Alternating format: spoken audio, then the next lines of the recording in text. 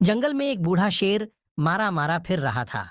बुढ़ापे के कारण उसका शरीर कमजोर हो चुका था और यही वजह थी कि कई दिनों से उसे खाना भी नसीब नहीं हुआ था। बुढ़ापे के कारण वह शिकार नहीं कर पाता था। कोई भी जानवर उसके हाथ नहीं आ रहा था। छोटे छोटे जानवर भी उसे चकमा देकर भाग जाते थे।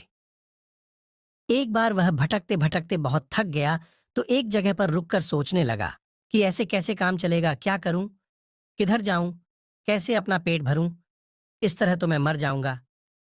अचानक उसकी नजर एक गुफा पर पड़ी। उसने सोचा कि इस गुफा में कोई जंगली जानवर जरूर रहता होगा। मैं इस गुफा के अंदर बैठ जाता हूं। जैसे ही वह जानवर आएगा मैं उसे खाकर अपना पेट भर लूंगा।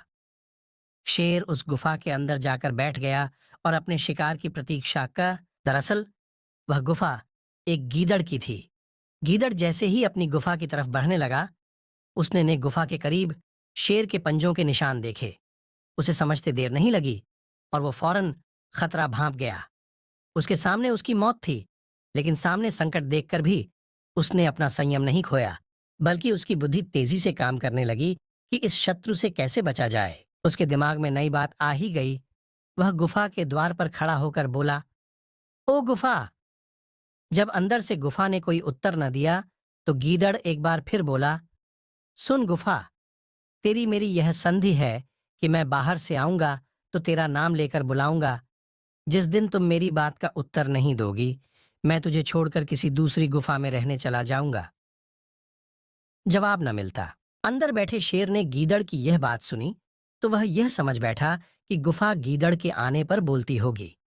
शेर अपनी आवाज को मधुर बनाकर बोला, अरे आओ गीदड़ भाई, स्वागत है।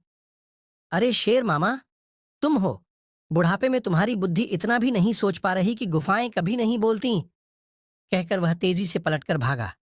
शेर ने उसे पकड़ने के लिए गुफा से बाह तो जरूर आया, किंतु तब तक वह गीदड़ 9 दो 11 हो चुका था।